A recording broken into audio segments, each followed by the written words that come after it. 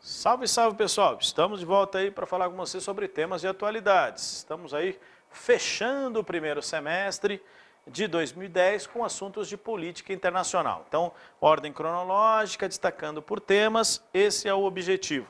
Então, consequentemente, a grande preocupação aqui para que você possa ter um melhor controle e conhecimento desses temas. Por isso que organizamos aí por grandes blocos, como de política, subdividindo em política internacional e montando em ordem cronológica. Você viu os outros módulos, fechando assuntos do primeiro semestre, que entendemos relevantes aí, que possam ser úteis para você e os seus estudos, tá bom? Então vamos aí avançando sobre esses temas. Primeira questão para nós, então, está presente aí, né, um conjunto de assuntos que possam ser relacionados a esse conteúdo. Vamos lá? Primeira coisa para você observar é aquela coisa factual, hein? É isso que é significativo aqui para nós. Reino Unido, primeiro-ministro eleito, quando? Em maio de 2010. Então, você tem um novo primeiro-ministro do Reino Unido. Ótimo. Então, quem é? David Cameron, Partido Conservador, primeiro-ministro do Reino Unido. Já tem o quem, onde, não, e o porquê. Então, é aquela história. Dentro dessa perspectiva, David Cameron do Partido Conservador, onde no Reino Unido, porque eleito, escolhido primeiro-ministro. Formou uma coalizão com o Partido Liberal para assumir o governo. É algo que, se estiver presente em prova, é aquela coisa realmente factual. O que é interessante destacar nesse contexto é o retorno do Partido Conservador. Opa, me empolguei aqui, né, professor? O senhor está toda hora apertando os botões aqui, deixando tudo bonito. O retorno do Partido Conservador ao poder. Fazia tempo, né? Sim, eles estavam fora desde 1997. Então, essa é a questão central que possa ser aí observada para nós como uma referência. Então, dentro dessa perspectiva, nosso amigo David Cameron simboliza o retorno dessa turma ao poder. Tudo bem? Então, primeiro enfoque, primeiro olhar sobre esse tema. Agora, uma questão mais elaborada, né, sobre esse item, pode lembrar que os conservadores são sempre associados ao neoliberalismo, principalmente aí no governo da primeira-ministra Margaret Thatcher, de 79 até 93, quando ela esteve à frente do poder, né, 94, fez a transição, ainda para o conservador John Major, que permaneceu até 97, quando foi derrotado por Tony Blair, do Partido Trabalhista. Então, essa figura aí, né, associada muito às reformas econômicas na Inglaterra, que serviram de modelo para o mundo ao lado das reformas econômicas dos anos 80 nos Estados Unidos, com o governo Ronald Reagan. Então, dá para fazer essa ponte aí entre esses dois temas. O que mais a observar? Né? Quem perdeu a brincadeira e que saiu da festa, então, vale destacar, o derrotado aqui foi Gordon Brown, do Partido Trabalhista. Né? A renúncia de Gordon Brown, ó, fim de uma era de 13 anos em que o Reino Unido foi governado pelos trabalhistas. Então, agora, quem foi eleito, tudo bem. Quem perdeu, agora, por que perdeu? Então, pode ser aí explorado um pouquinho mais o tema com alguma consistência. Nesse sentido, vamos dar uma observada, que o Partido Trabalhista subiu ao poder em maio de 97 com Tony Blair, antecessor de Gordon Brown, e que ficou no poder aí por 10 anos, mais ou menos. Então, dentro dessa perspectiva, né, é lembrar agora por que os trabalhistas perderam popularidade. Então, o nosso amigo perdeu popularidade, principalmente por causa do apoio dado ao presidente dos Estados Unidos, né, na guerra do Iraque. Então, o emprego aí dos trabalhistas ficou comprometido pelo envolvimento da Inglaterra na guerra do Iraque.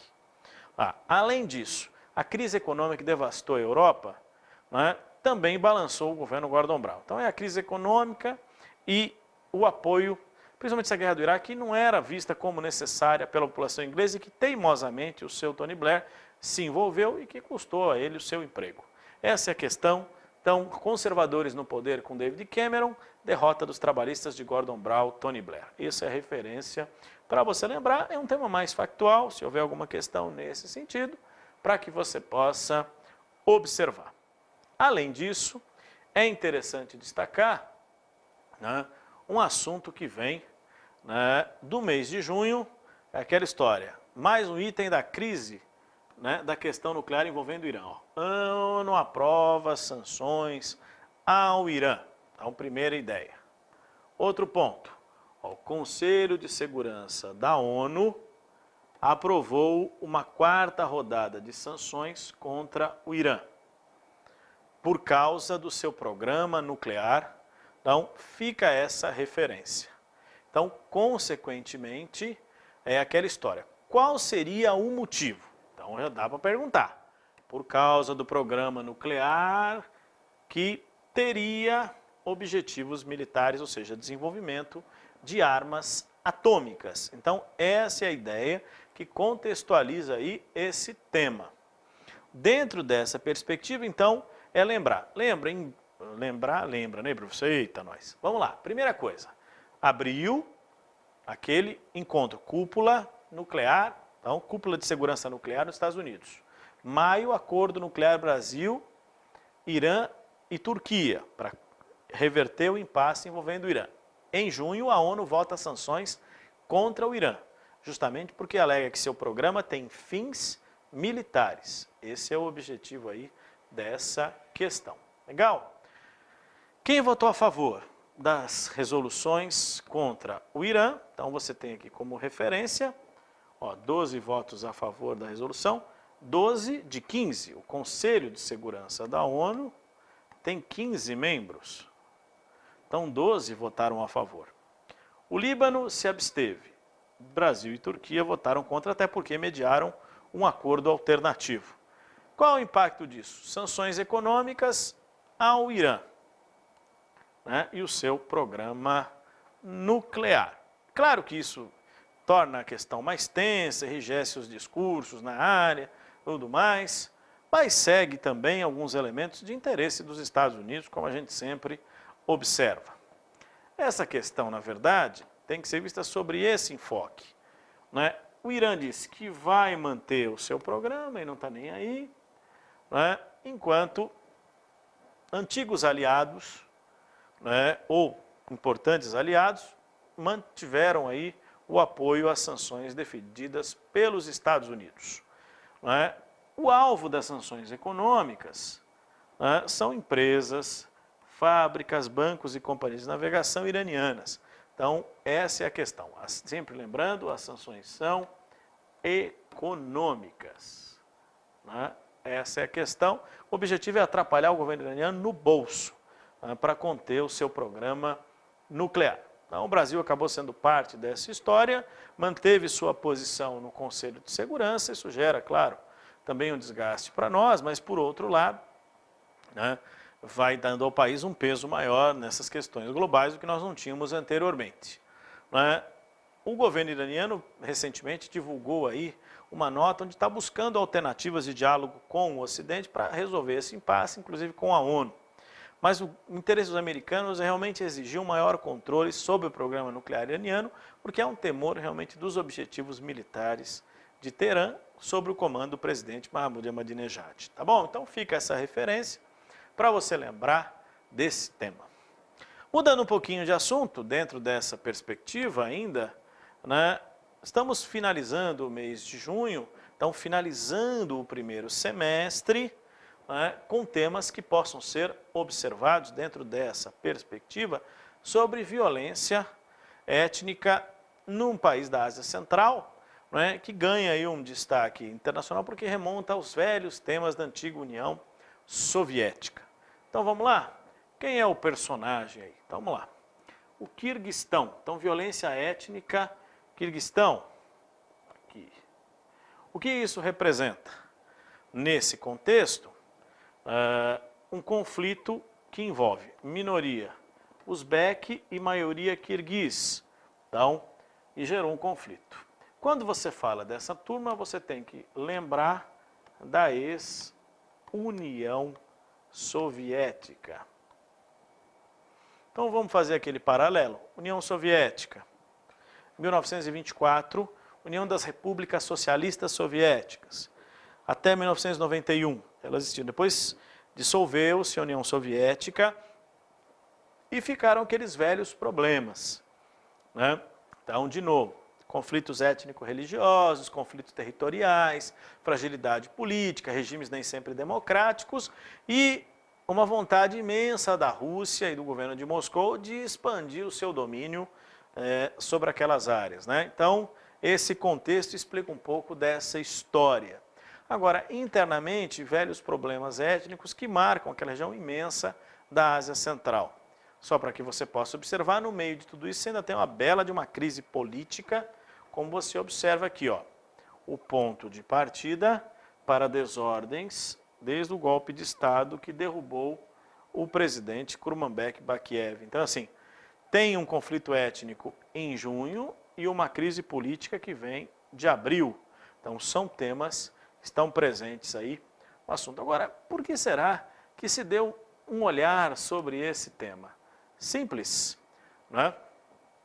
É interessante lembrar que figuras ligadas ao ex-presidente têm base política no sul do país e que estariam por trás desses tumultos. Então, você tem aí um desdobramento da crise política. Além disso, né, apesar de ser um país pobre da Ásia, tem uma posição geográfica fundamental, abrigando bases militares da Rússia e dos Estados Unidos. Então, na verdade, a comunidade internacional não está muito preocupada com o Quirguistão. A preocupação é a importância estratégica dessa região para os interesses tanto americanos quanto russos. Especificamente sobre os Estados Unidos, vale a pena complementar um item aí importante, não é? É a partir dessa região que os americanos abastecem tropas no Afeganistão também. Então, só para que você possa visualizar, está aqui Quirguistão, a região do conflito, ó, ela aqui, essa área distante aqui é a capital, né, do país, e o conflito ocorreu nessa região aqui, a região de Osh, é onde você tem o conflito. Veja que é uma região extremamente bem localizada, né? Você tem alguns países aí importantes, a vizinhança com a China, a Rússia, mas bases militares dos americanos que podem conduzir, e essa que é a ideia interessante, né? Mais a distância que o mapa só ficou no Quirguistão, tem adiante o Afeganistão. Por isso há o interesse americano sobre essa área. Então, os Estados Unidos aqui abastecem tropas no Afeganistão.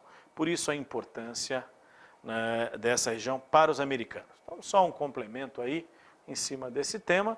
A ideia é que nos preocupe com o mapa, mas ilustrar para você e enxergar aí o famoso Quirguistão e onde ele se localiza. Tá bom? Então, são esses os temas. Deixa eu ilustrar para você aqui, né, uma questão sobre o Irã. Então, vamos lá. Em processo de visível isolamento por parte da comunidade internacional, o governo do Irã está na atualidade sob suspeição. A esse respeito, assinaram a opção correta. Diz que o Irã esteja se aproximando de Israel. Poxa, seria bem divertido, né? Poxa vida. O governo iraniano vive defendendo a destruição de Israel. Vai se aproximar de Israel. Infelizmente, isso aqui está errado. Opa. Teme-se que o Irã esteja colocando em curso um ambicioso programa de enriquecimento de urânio com fins não passivos, ou seja, obter armas nucleares. Essa é a questão central do Irã. Então, não vai aumentar o barril do petróleo, nem destabilizar a economia internacional, né? O foco é esse mesmo, é o programa nuclear iraniano com fins militares. E, né, tornar recentemente a decisão de desligar-se da ONU, não se desligou nada. E na América Latina, o atual governo brasileiro, com o apoio do venezuelano Hugo Chávez, lidera um movimento de repulsa às ações internas e política externa do Irã. Nada disso. São aliados do nosso amigo Ahmadinejad aqui na região. Tá bom? Então são esses exemplos, né? São esses temas que a gente gostaria de ilustrar para você de política internacional. Legal? Bons estudos e mantenha-se atento, mantenha-se ligado aos temas, faça exercícios, para que você possa aí revisar esses conteúdos. Legal? Obrigado a todos e até a próxima.